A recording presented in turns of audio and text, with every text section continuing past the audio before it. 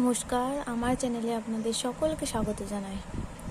আজ আমি class 3 রায়ামার্টিন question ব্যাংকের গণিত তৃতীয় স্কুল কান্দি রাজা মনীন্দ্রচন্দ্র প্রাথমিক বালিকা বিদ্যালয় স্কুলটির সকল প্রশ্নোত্তরগুলো সলভ করে দেখাবো।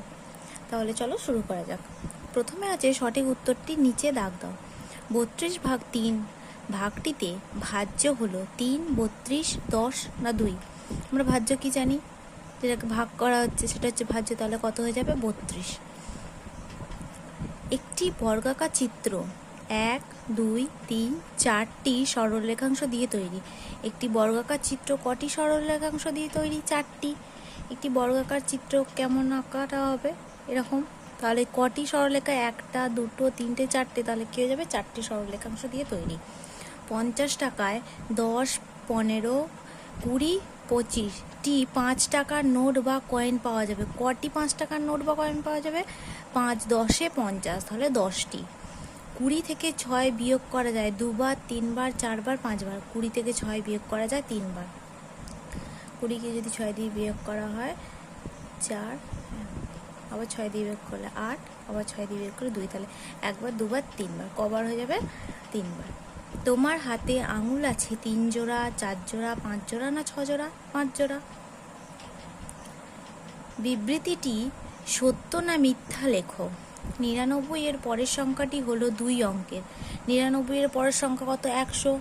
একের গায়ে 2টো শূন্য, এটা 2 অঙ্কের নয় 3 অঙ্কের, তাহলে এটা হয়ে যাবে মিথ্যা। 51কে 5 দিয়ে ভাগ করলে ভাগশেষ থাকবে 0, এটাও মিথ্যা। 51কে যদি 5 দিয়ে ভাগ করা হয় 5 1-কে 5, একটা নামলো 5 0 0, কত ভাগশেষ হচ্ছে? 1, 0 নয়, তাহলে এটা কি হয়ে যাবে? মিথ্যা। 44/4 সমান 4/44, এটা কখনোই সত্য নয়, এটা হয়ে যাবে মিথ্যা। 378 সংখ্যাটি 3 দ্বারা বিভাজ্য, এটা সত্য। 3 দিয়ে যদি তোমরা 378কে ভাগ করে দেখবে মিলে যাবে, তাহলে এটা হয়ে যাবে সত্য। 2 টাকা সমান 200 পয়সা, 1 টাকা সমান যদি 100 পয়সা হয় তাহলে 2 টাকা সমান 200 পয়সা, তাহলে এটাও হয়ে যাবে সত্য। তারপরে হচ্ছে শূন্যস্থান পূরণ করো। 305 পয়সা সমান 3 টাকা 5 পয়সা। আমরা কি জানি 1 টাকা সমান 100 পয়সা, তাহলে 3 টাকা সমান 300 পয়সা। তাহলে এখানে কে বলেছে? 305, তাহলে 3 গুণ 100 যোগ 5 যদি করা হয় 300 যোগ 5, তাহলে কত হয়ে যাবে? 305 পয়সা। তাহলে এটা পেয়ে যাচ্ছি 305 পয়সা, তাহলে এটা কি হয়ে যাবে? 3 টাকা 5 পয়সা। তারপর বলেছে কোনো সংখ্যাকে 2 দিয়ে ভাগ করলে ভাগশেষ থাকবে 1। কোনো সংখ্যাকে যদি তোমরা 2 দিয়ে ভাগ করো তাহলে দেখবে ভাগশেষ থাকবে 1। বিজোড় সংখ্যা বিয়োগ জোড় সংখ্যা সমান হবে বিজোড় সংখ্যা। তোমরা একটা বিজোড় সংখ্যা ধরবে, তার সাথে একটা জোড় সংখ্যা বিয়োগ করবে, বিয়োগ করার পর দেখবে বিজোড় সংখ্যা আসছে। একটি ত্রিভুজের বাহুর সংখ্যা 3টি। একটি ত্রিভুজের বাহুর সংখ্যা 3টি। তারপরে বলেছে সমস্যাগুলির সমাধান করো।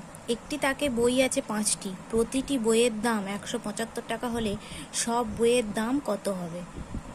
একটি তাকে বই আছে 5টি, প্রতিটা বইয়ের দাম যদি 175 টাকা হয় তাহলে সব বইয়ের দাম হবে 175 গুণ 5। দেখো গুণটা করে দেখিয়েছি।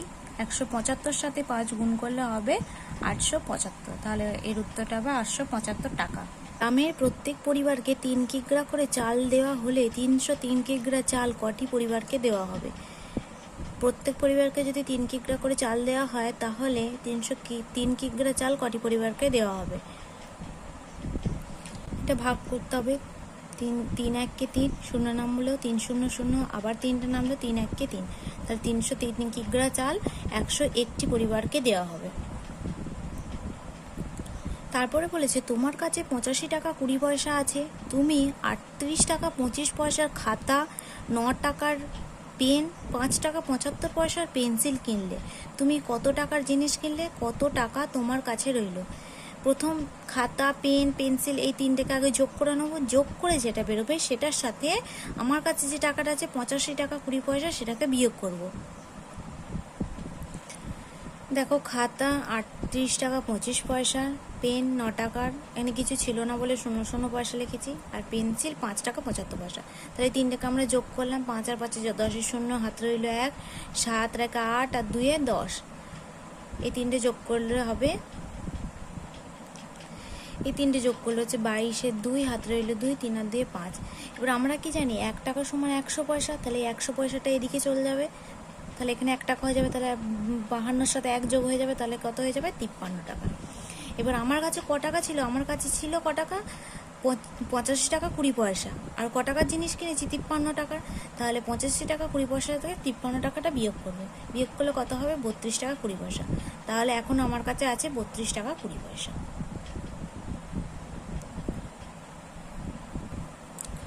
তারপরে বলেছি বিন্যাস দেখে পরেরগুলি আঁকো। এখানে ছবি আঁকা আছে, প্রথমে এটা, তারপরে এটা, তারপরে এটা, তারপর কি হয়ে যাবে এটা। তারপরে ছবিটা আছে সিঙ্গেল দাড়ি, তারপরে আছে দুটো, তারপরে তিনটে, তারপরে হয়ে যাবে চারটে। যদি তোমাদের ভিডিওটি ভালো লেগে থাকে তাহলে অবশ্যই লাইক, কমেন্ট, সাবস্ক্রাইব এবং শেয়ার করতে ভুলবে না। ধন্যবাদ।